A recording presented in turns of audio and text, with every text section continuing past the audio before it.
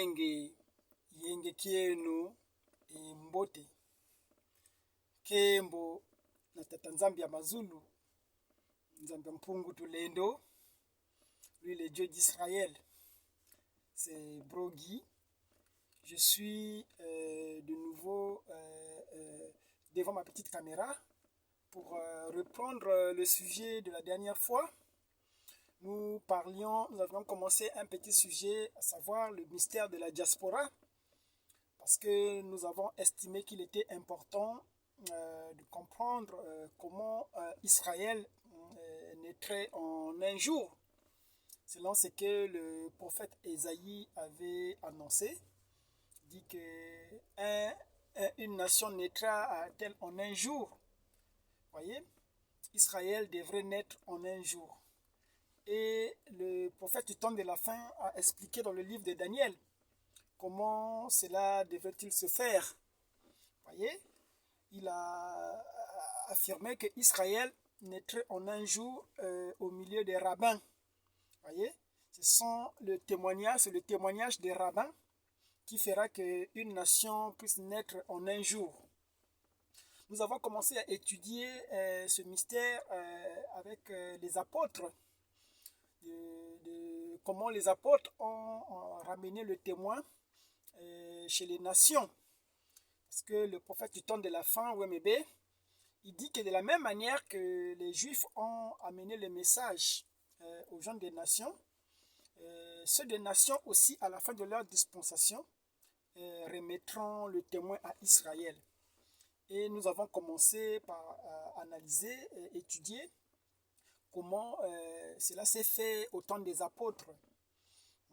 Quelle stratégie était en place pour que le message, le transfert puisse s'effectuer.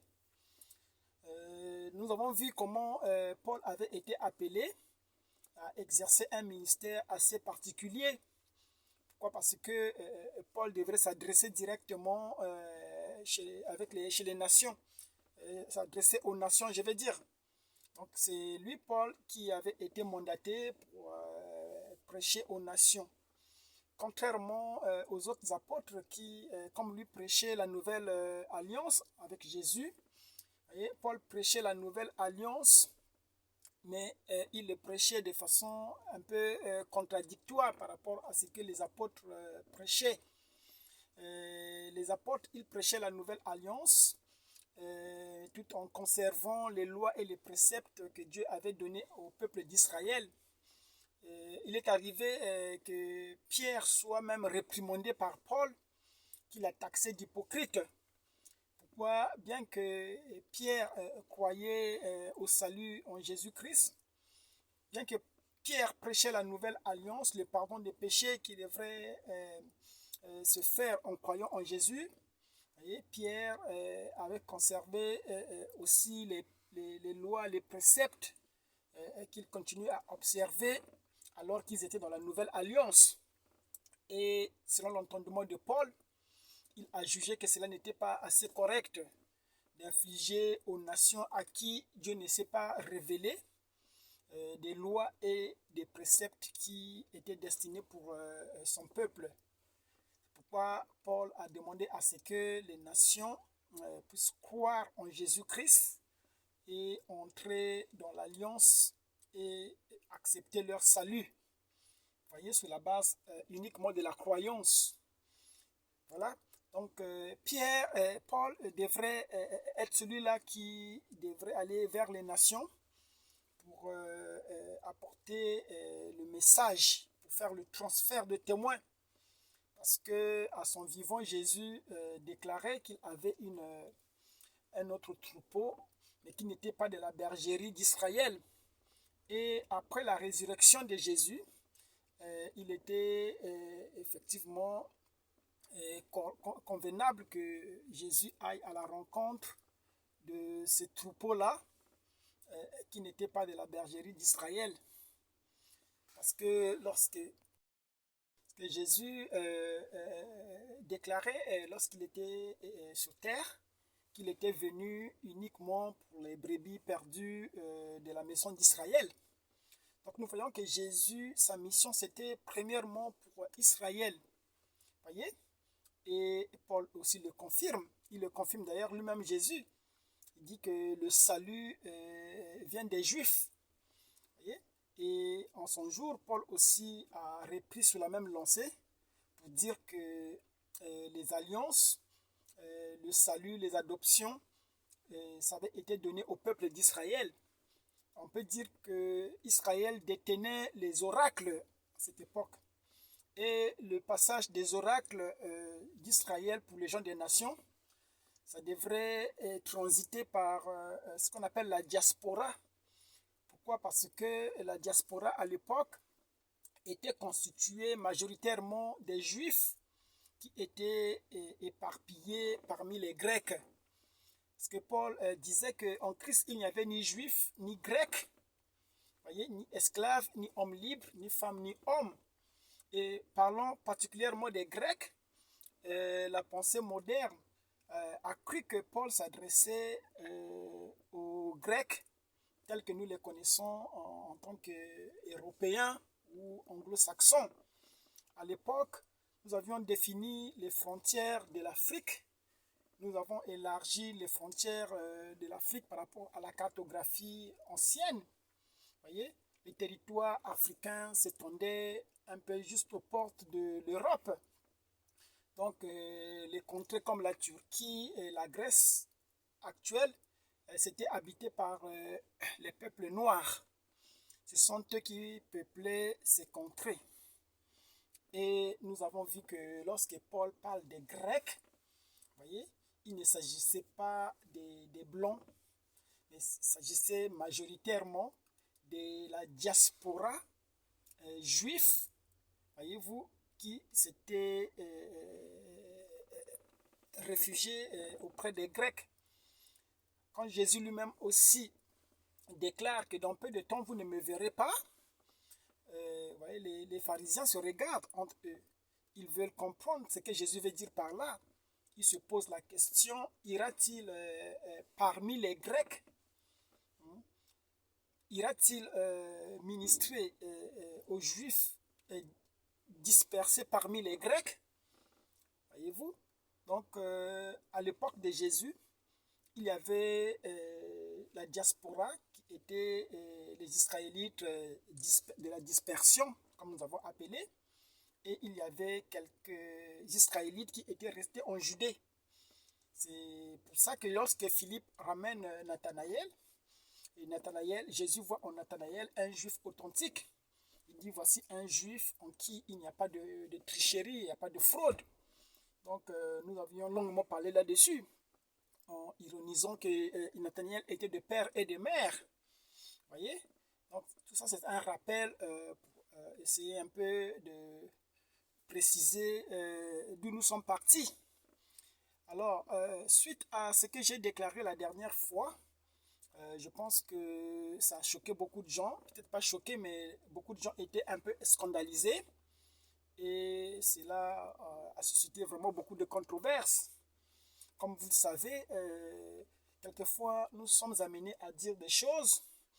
Pourquoi? Parce que l'onction d'aujourd'hui ou l'insistance d'aujourd'hui voudra que nous puissions aller un peu plus loin que ce qui nous avait été annoncé dans les Écritures. L'étude ou la théologie, la compréhension de la théologie actuelle veut qu'on remonte les temps anciens pour comprendre que les Écritures ont subi beaucoup de falsifications, mais aussi de tripotage. Voyez, parce que lorsque vous limitez par exemple les Écritures ou la Bible à 66 livres qui avaient été sélectionnés au concile de Nicée pour constituer la Bible, cela n'obéit pas à l'esprit des Écritures. Pourquoi? Parce que Jésus à son époque par exemple lisait le Tanakh, étaient les Écritures, la Bible de l'époque grecque, les Écritures que plutôt les Hébreux lisaient. Voyez? Et Jésus avait connaissance des Écritures parce que Jésus, dans ses interventions citaient les Écritures, parce qu'il les connaissait, il les avait lues. Mais à plusieurs reprises, Jésus a fait référence à ce qui était écrit dans le livre du juste. Parce que le livre du juste faisait partie des livres qui constituaient le Tanakh. Voyez, le Tanakh portait beaucoup de livres qui ont été, effectivement, lorsque le Tanakh a été traduit en grec pour produire la Septante, voyez, il y avait beaucoup de livres qui constituaient la Septante. Il y avait le livre de Maccabée, par exemple, qui faisait partie des écrits anciens. Voyez, il y avait le livre de l'Ascension d'Enoch, qui faisait partie des rouleaux. Et Jude s'est même référé à cela pour citer la prophétie d'Enoch au sujet de celui qui vient avec des myriades et des myriades. Donc nous voyons que c'était des livres qui étaient consultés et qui étaient lus à l'époque du Seigneur. Mais ces livres, malheureusement, ne se retrouvent plus de nos jours. Pourquoi? Parce que un groupe de gens avait décidé de retirer ces livres et de les taxer des livres apocryphes. Voyez? À l'ouverture des sceaux, nous voulons reconstituer toute la vérité. Parce que lorsque Daniel voit la pierre qui sort sans le secours d'une main pour venir briser la statue, il dit que par la suite, cette pierre s'est élevée pour devenir une montagne et qui a couvert toute la terre. C'est en cela que toute la terre devrait être couverte de la connaissance. Voyez, la connaissance de l'Éternel couvrira toute la terre entière.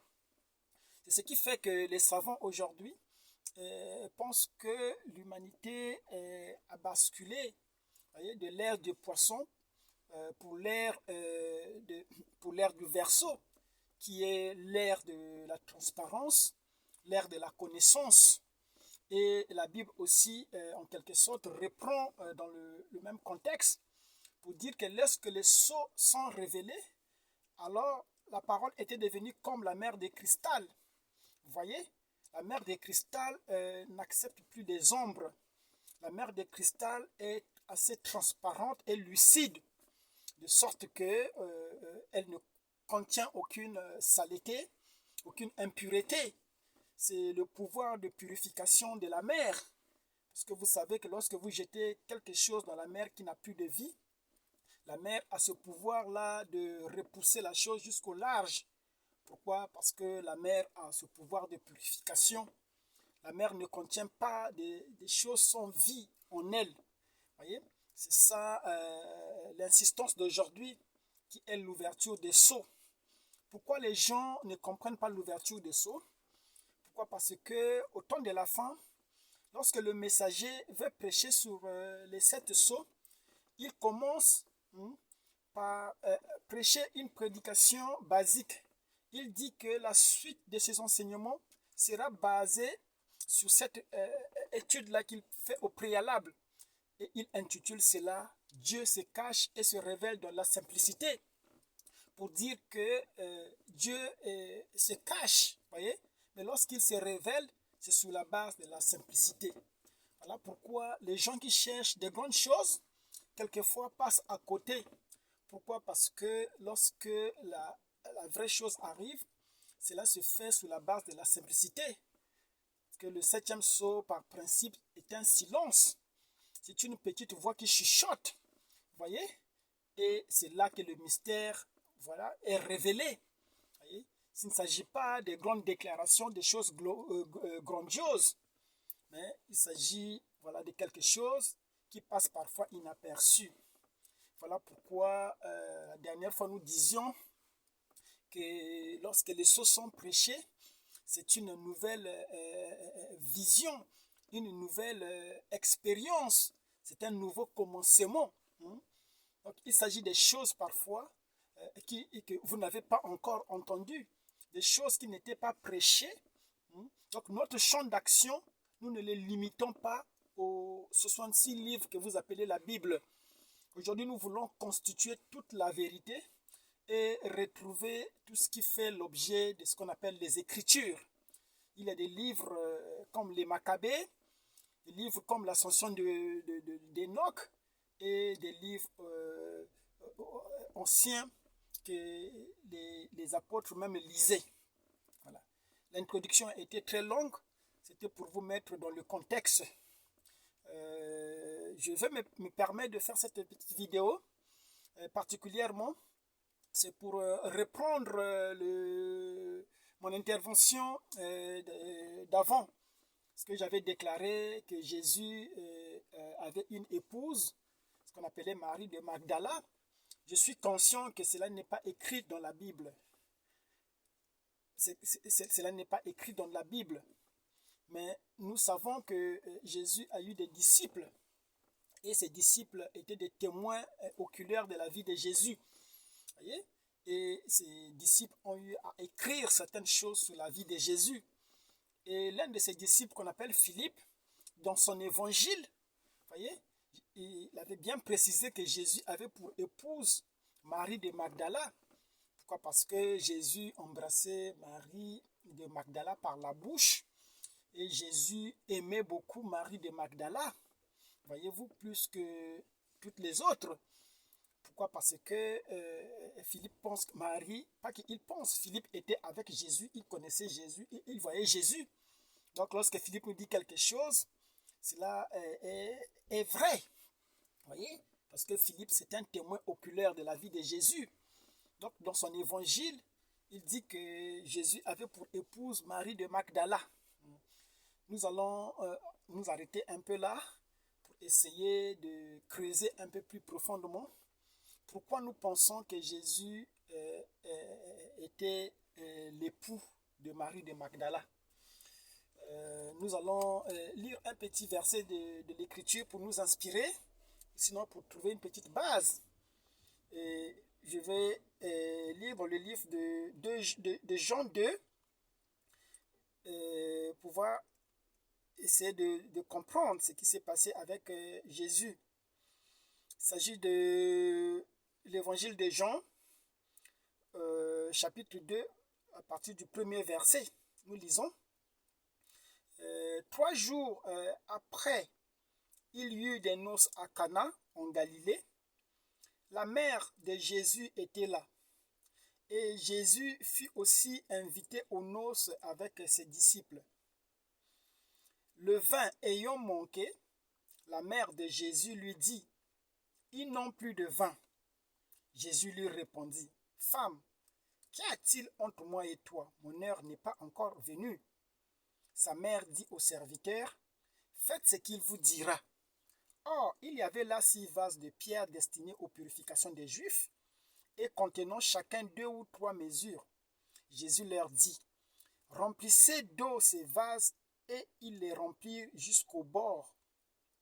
« Puisez maintenant, leur dit-il, et portez-en à l'ordonnateur du repas, et ils en portèrent.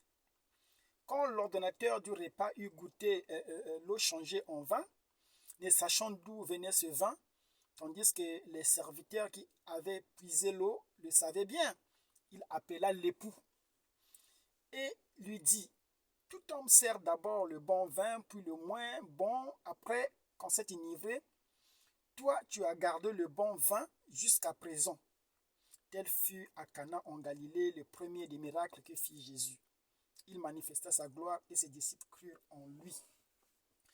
Alors, nous voyons ici que Jésus, qu'il y avait un mariage à Cana et que Jésus était invité avec ses disciples. Voyez? Et par malheur ou peut-être par coïncidence, Marie aussi s'est retrouvée à cette fête. Voyez? Donc je suppose que les gens qui se mariaient connaissaient Jésus, connaissaient peut-être aussi la famille de Jésus puisqu'il y avait sa mère. L'une des raisons que je crois que Joseph était absent, parce que je pense que lorsque Jésus a eu 30 ans, Joseph était déjà mort. Pourquoi? Parce que lorsque Joseph épouse Marie, Joseph était déjà veuve. Il avait certainement eu déjà des enfants. Il était âgé, plus âgé que Marie. Joseph s'est fiancé à Marie alors que Marie était une petite fille. Donc Marie qui tombe enceinte du Saint-Esprit, qui accouche Jésus.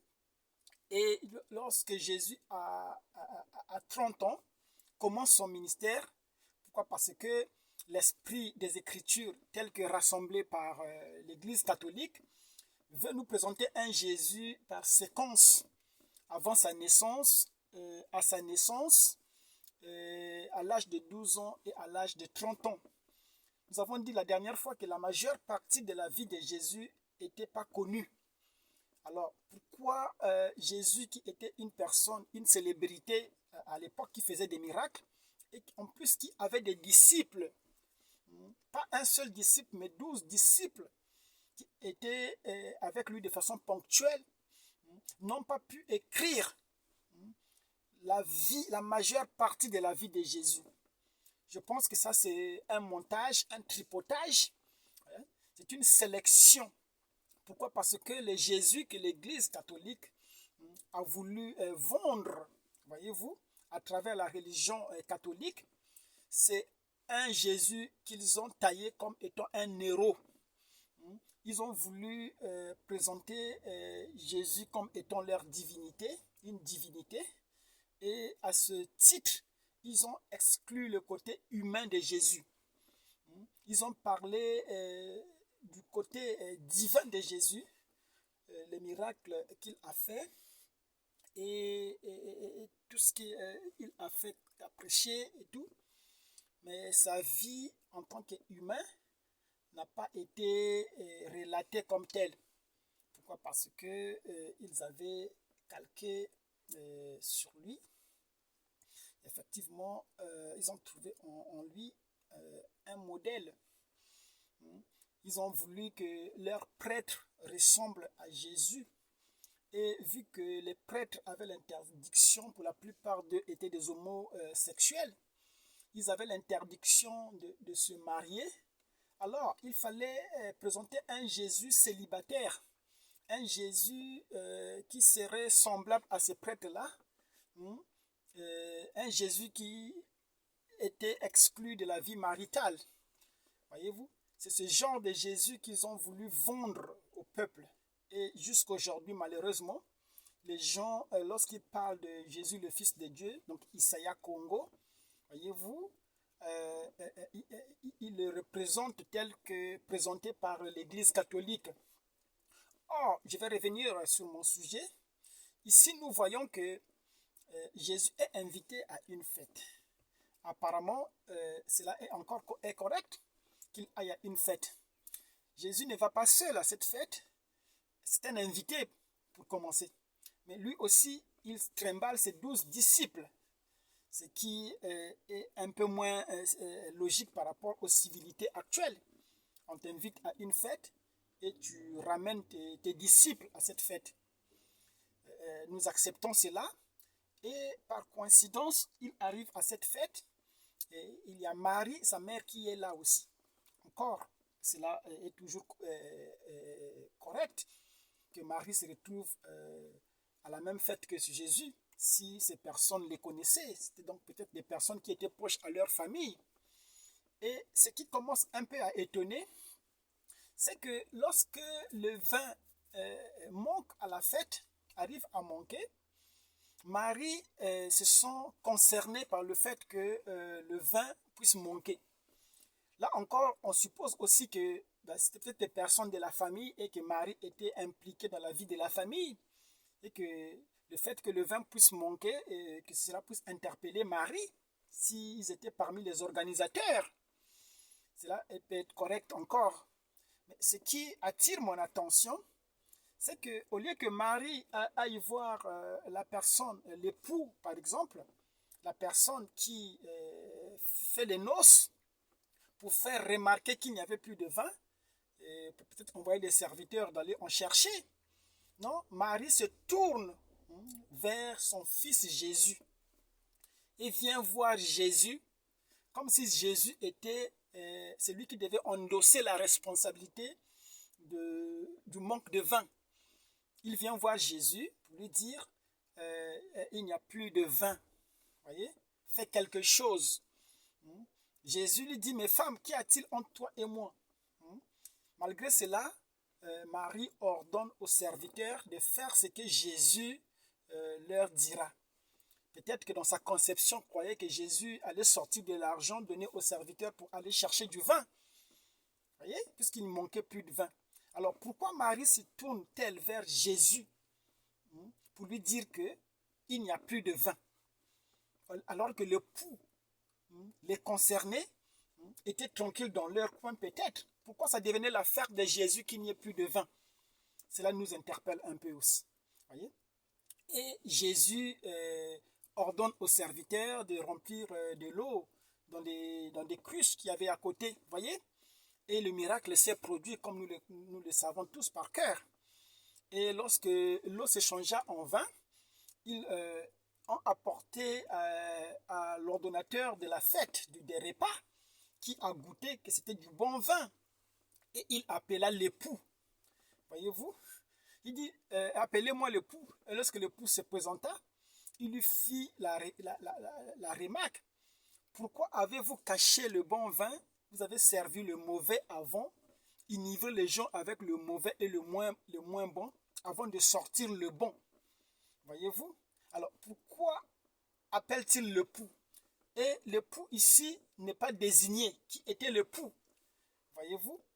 Alors, pour les gens intelligents, les gens pas endoctrinés, les gens avec une certaine clairvoyance, peuvent comprendre que l'époux qu'il s'agissait ici, c'était celui-là qui avait caché le bon vin pour sortir d'abord le mauvais vin. Et le miracle du vin, nous savons que c'était Jésus qui avait produit ce miracle. Et Jésus a produit ce miracle parce que sa mère allait lui dire qu'il manquait du vin. Et pourquoi sa mère devait-il se tourner vers Jésus si Jésus était un simple invité à cette fête? Je pense que nous sommes assez intelligents pour comprendre qu'ici, il s'agissait de son propre mariage. Voyez? Et suite à cela, Jésus se considérait comme un homme marié, comme un époux. Voyez? Nous allons lire un petit verset dans la Bible pour essayer de compléter cet ordre d'idées. Je vais regarder ce que j'ai noté. Et toujours dans la version Louis II, nous lirons Matthieu 9, verset 15. Voyez? Jésus leur dit, les amis de l'époux peuvent-ils s'affliger pendant que l'époux est avec eux? Le jour viendra où l'époux leur sera enlevé et ils gêneront. Donc, les pharisiens qui viennent faire une réflexion à Jésus, pour lui dire, mais pourquoi tes amis à toi, et pourquoi tes disciples à toi ne jeûnent-ils pas comme les disciples de Jean-Baptiste? Et Jésus, voyez-vous, leur répondit, pourquoi voulez-vous que les amis de l'époux puissent jeûner alors que l'époux est avec eux? Alors, sur quelle base Jésus se déclarait-il époux? S'il était époux, c'est qu'il y avait une épouse qui lui avait été affectée. Or, à cette époque, on ne parlait pas de l'Église, sur qui les gens pouvaient penser qu'on faisait référence à l'épouse. Pourquoi? Parce que le mystère de l'épouse n'était pas connu à ce moment. Le mystère de l'épouse a été révélé après la mort et la résurrection de Jésus, parce que Jésus-Christ lui-même ne savait pas au sujet de son épouse. Voilà, donc, ici, Jésus se considère comme l'époux. Voyez? Donc, s'il s'appelle l'époux, il devrait y avoir une épouse pour qu'il puisse avoir ce titre-là d'époux. Il dit, pourquoi voulez-vous que les amis de l'époux puissent jeûner alors que l'époux est avec eux? Voyez? Les dogmatiques, ils me diront, mais il est l'époux parce qu'il a une épouse. Je suis d'accord. Paul dit que je vous ai fiancé à Christ. Oui, mais nous a mariés à Christ. Mais ça, c'était des choses à venir. C'est après sa résurrection qu'il a eu la révélation de l'épouse. Et c'est Jean, lorsqu'il est dans l'île de Patmos, on lui dit, viens, on te montrera la femme de l'agneau, qui était l'épouse. Oui. Mais au vivant de Jésus, il dit, pourquoi voulez-vous que les amis de l'époux, voyez-vous? Et nous voyons que dans le livre de Jean 2, là, lorsqu'il va aux noces, on appelle l'époux, voyez-vous? Alors que l'époux, c'était lui l'époux, voyez-vous? Donc, c'est en se basant sur ces écritures que je peux dire que Jésus avait bel et bien une épouse, comme le dit Philippe. Voyez, Philippe n'a pas inventé cela. Je pense que Philippe était un témoin oculaire de la vie de Jésus. Et c'est lui qui précise que Marie de Magdala était l'épouse de Jésus. Ça, c'était vraiment pour répondre à cette indignation, parce que les gens se sont indignés que je dise cela. Voyez, il est de la coutume des dogmatiques aujourd'hui, surtout des branhamistes, de s'attacher à la chair de Moïse. Pourquoi? Parce que ils pensent que chaque chose que nous devrons déclarer aujourd'hui doit être validée par le prophète ou par Moïse, alors que lorsque la lumière avance, la lumière devient de plus en plus éclairante. Voyez-vous, la pierre devrait grandir jusqu'à couvrir toute la terre. Je pense que si la pierre est tombée au temps de Branham, voyez-vous, c'était dans l'enfance, voyez-vous, cette pierre devrait grandir jusqu'à couvrir toute la terre. C'est pourquoi commencez à vous habituer à ce que nous puissions vous dire des choses peut-être que Branham n'avait pas perçu à son époque. Voyez-vous? D'où l'intérêt de croire à l'ouverture des sceaux. Pourquoi? Parce que les sceaux, c'est un nouveau commencement d'une dispensation. Voyez-vous? Donc la lumière doit devenir de plus en plus grande, de plus en plus brillante. Voyez? Donc c'est ce que j'avais à dire concernant ce que j'avais déclaré la dernière fois. Voyez?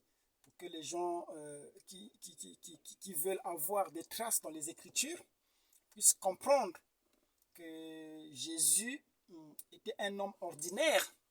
Voyez? Il avait un côté humain. Voyez? Ce sont les catholiques qui veulent faire de lui un héros. Jésus lui-même, en parlant de lui, lorsque les pharisiens lui ont abordé, il dit que Jean-Baptiste est venu. Jean-Baptiste ne buvait pas, ne mangeait pas. Vous lui avez taxé de démon.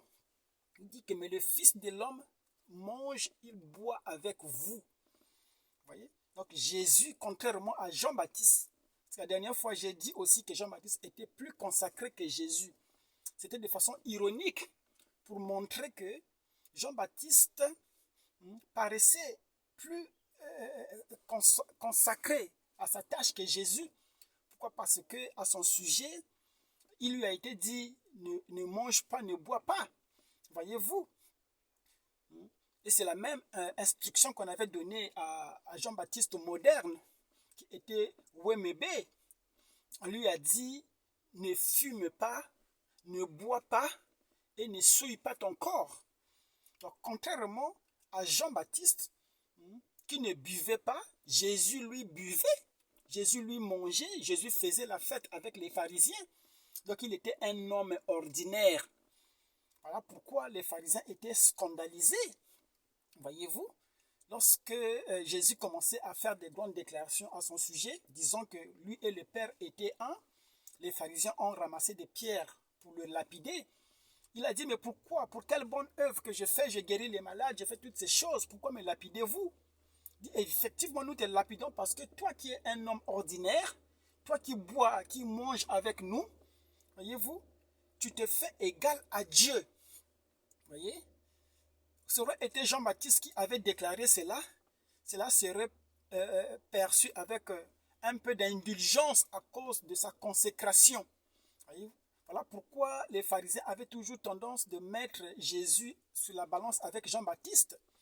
Quand il vient lui dire les disciples de Jean-Baptiste ne jeûnent et prient, pourquoi tes disciples à toi? Lorsqu'ils le comparaient à Jean-Baptiste, voyez-vous que sur la balance, Jean-Baptiste paraissait plus saint que Jésus, voyez-vous? Et Jésus, connaissant leur intention de cœur, leur a répondu, pourquoi voulez-vous que les amis de l'époux, donc Jésus se considérait comme l'époux, voyez-vous, puissent gêner? Alors, où était son épouse alors, s'il était l'époux? Voyez? Les amis de l'époux, les amis qui étaient venus avec moi aux noces, voyez-vous? Pourquoi voulez-vous qu'ils puissent s'affliger alors que l'époux est encore avec eux? Voyez? Vous allez dire que c'était des mystères. Oui, c'était des mystères. Mais oui, mais pourquoi Jésus se considérait-il comme l'époux? Voilà. Donc, cela montre que l'histoire se répète aujourd'hui. Nous avons vu Jean-Baptiste moderne, comme je venais de le dire. Il était aussi comme Jean-Baptiste de l'époque. Il ne fumait pas, il ne buvait pas. Voyez-vous, comme Jean-Baptiste. Mais Jésus, lorsqu'il arrive, il boit, il fume. Plutôt, il boit, il mange, je vais dire. Voyez-vous? Donc, il fait toutes ces choses comme les autres. Voyez? Pourquoi? Parce que lui était la parole. Voyez? Lorsque la parole arrive, lorsque Jésus arrive, lui, il est maître du sabbat. Il dit que le Fils de l'homme est maître du sabbat.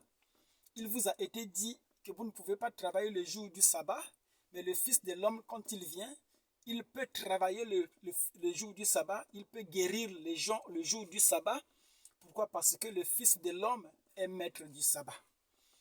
C'est un peu de cette manière que nous voulons présenter le Jésus que nous croyons, qui est différent de celui des Romains. Parce que celui des Romains, c'est un Jésus, c'est leur Dieu qu'ils ont personnifié dans la personne de Jésus pour essayer de lui faire adorer à travers le christianisme. Et nous avons dit que tout cela devrait s'arrêter à l'ouverture des sceaux, parce que les sceaux sont différents du christianisme. Je vais m'arrêter là parce que j'ai dépassé largement mon temps. Merci d'avoir suivi cet extrait. Au revoir.